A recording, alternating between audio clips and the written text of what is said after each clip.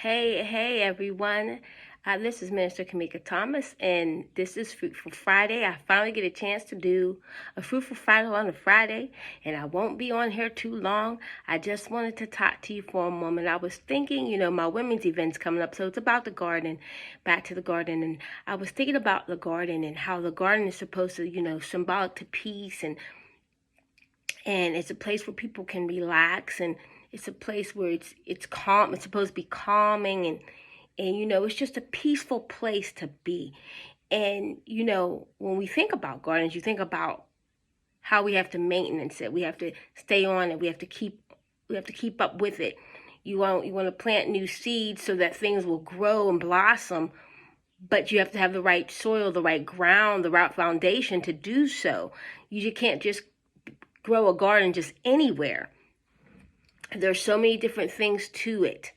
But I thought about in your garden that is growing, that is trying to be fruitful, that is trying to multiply, that is trying to grow into something wonderful, a place where people, when they see it, they're admired by it, that it catches the attention of people in the positive and delightful way. And I thought about the snakes. The snake in the garden. The snake, period. Snakes are very cunning. They're very sly. They're very slick. And I thought about how, snakes attack when we least expect it. They don't never just come head on. A lot of times we're not even paying attention when the snake appears. A lot of times we don't even realize the snake is there until the snake attacks. And I was thinking about how in our garden, how we are supposed to be focused and making sure things are taken care of in that garden. And you can't have a garden and not tend to it on a daily basis, because things can happen in the garden. Not just snakes, but all kind of things can eat your things, can eat your flowers, or can eat your, what you're growing in your garden. They can eat it and they can destroy it, mess it up. And you don't want that to happen in your garden. That's your place of growth, your place of restoration, your place of peace, your place of being replenished and restored and refueled. So I just wanted to remind us on this Fruitful Friday that snakes are very sly and cunning. They're already watching you. They're already eyeing you up. They're already sizing you up. They're already looking at you from a distance. Even when you're not noticing them, they're noticing you. They're watching your every move. They know when you're there, when you leave, when you come, when you go. They know what you're doing. They know around the time that you're going to be there. Because snakes are constantly watching you. And they don't always attack immediately. They take their time in how they attack their prey. They don't just real quick. You'd be surprised how long they let you go before you realize they're even there. And by the time you realize the snake is there, you already been attacked. You already been bitten. And if you're a little tiny thing, you might already been eaten. Because they can eat a whole thing and digest it like it's nothing. Okay? And I was looking at scriptures in 2 Corinthians 11 and verse 3 says this in the Passion Translation. It says, "But now I'm afraid that just as Eve was deceived by the serpent's clever lies, your thoughts may be corrupted and you may lose your single-hearted devotion and pure love for Christ." I wanted to equate those two today about the garden. The garden is like your relationship with the Lord. How are you tending to your relationship with the Lord in your garden? How are you making sure that things that are supposed to be planted are being planted in the right place? And how do you know that it's planted in the right season? Not everything is for every season. So, when we're doing this thing, and I'm talking about us, we're the garden. And when we're going through our daily life, what are we doing in the garden? What are we allowing in the garden? What are we planting in the garden? How are we watering what is in the garden? And when we want to plant a new seed, Are we making sure that the soil and everything and the dirt and everything is able to handle the new that we're trying to put into it? Is it going to grow properly? Is it going to blossom like it's supposed to? Or is it going to die because it's not planted where it's supposed to be planted? We didn't check everything before we just threw the seed in the ground. And I thought about that. And that's how the serpent is. The serpent don't care about anything but destroying you. The serpent don't care about anything but making sure you don't accomplish that which you need to accomplish. The serpent is there to destroy you, to poison you, to get you off course, to take you out of, and to move you out of the way, to take over your territory. And we can't allow that. We got to make sure that in our garden, we are doing everything we need to do spiritually. We have to make sure we are feeding and we're putting in the right seed within us. We have to make sure we're getting the proper seed. So we need to be careful even who we fellowship with. We need to be careful even when we're watching things, who we're watching, who we're trying to pattern after.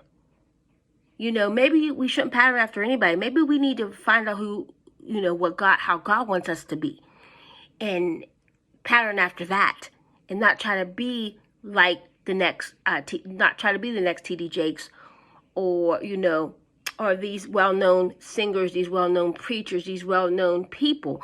How about we just be who God told us we need to be? How about that? How about we tend to our own garden? How about we work on our own garden? Make sure it's where it needs to be so that the serpent don't deceive us. So that the serpent's clever lies don't catch us off guard. So that the serpent can't bite us. The serpent can't come in and take over. And and all them other little things that try to come in. Because we always look at the big things. But what about them little things? Them little bugs, them little gnats, them little bugs that eat at the plants. Them little things that try to eat your plants and little by little and bite this and bite that off. And they're destroying your garden. While you're focused on the big stuff, it's the little things that's destroying your garden.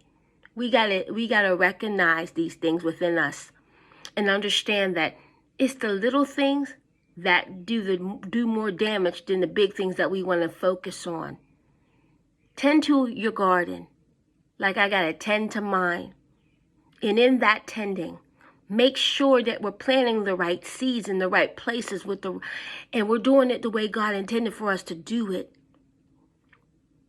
We could put a seed in the ground, but if God don't give us the means to grow that thing, it won't grow.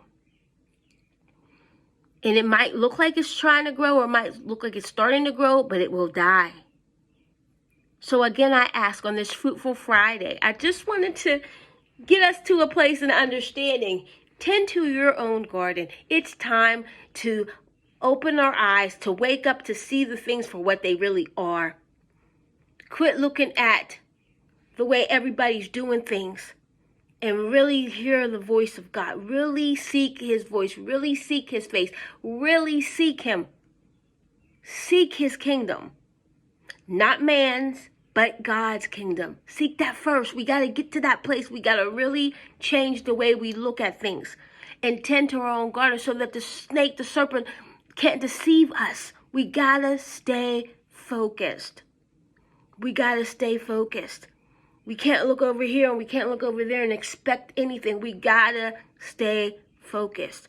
When you're tending to your garden, when you're digging up that dirt, when you're doing all the things that you need to do, you got to make sure it's the right foundation, it's the right location. You got all the right necessities and all the things you need to even start the garden. You got to make sure you have everything you need, the necessities to get this started. And once you get it started, you got to maintain it. We got to maintain this walk. We got to maintain our sanctification. We got to maintain being clean. We got to maintain. We have to. That's the only way. Because they're trust and believe. There's serpents, there's snakes all around us. And they're waiting for us to not pay attention. They're waiting for us to get off course. They're waiting for us to get off guard. They're waiting for us to get lazy in the garden. They're waiting for us to say, not today, I'll do it tomorrow. I'm tired today. I don't feel like it today. It's not, I'm not in the mood. I had a rough week. I had a bad day. Irregardless, keep going. Keep tending to your garden. Don't ever stop tending to that, because the snake, the liar, the deceiver is waiting to manipulate us, to deceive us, and to catch us off guard. And we'll start believing things that is not of God, and we'll start thinking that everything we're doing is of God and it's right, and it's completely not. We got to stay kingdom-minded. And the only way we can be kingdom-minded, again, I go back to tending to our garden. We got to make sure we have the right fertilizer and everything that we need for this garden to grow right. And that when we're planting seeds, we're planting them in the right places and in the right season and with the right people. I love you all. God bless you. Again, this is Minister Kamika Thomas on Fruitful Friday. Please subscribe and like my YouTube page. I'm really trying to do more with that, and I can't do more until I get more. So be a blessing and just subscribe. I can do more when I have more to do. But I love you. God bless you. And again, this is Fruitful Friday. March 31st is the last day of the month. And I just want to remind you, 2 Corinthians 11:3. But now I'm afraid that Eve, just as Eve was deceived by the serpent's clever lies, your thoughts, our thoughts, may be corrupted. And we may lose our single-hearted devotion and pure love for Christ. We don't want to lose that. So tend to your own garden and make sure you stay on it all season long. Not just sometime, but every time and every day. Tend to your garden. God bless you. Until we meet again. Bye.